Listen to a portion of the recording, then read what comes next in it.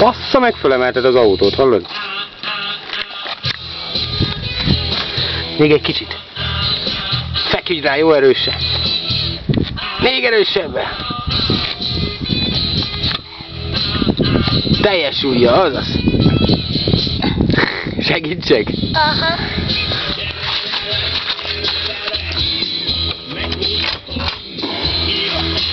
De különben tényleg fölemelted. Meg. Mit? Föltesszük meg. De nem tudjuk.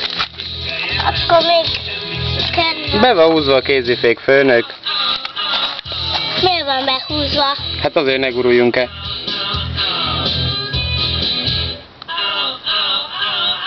Fasza, mi? Aha.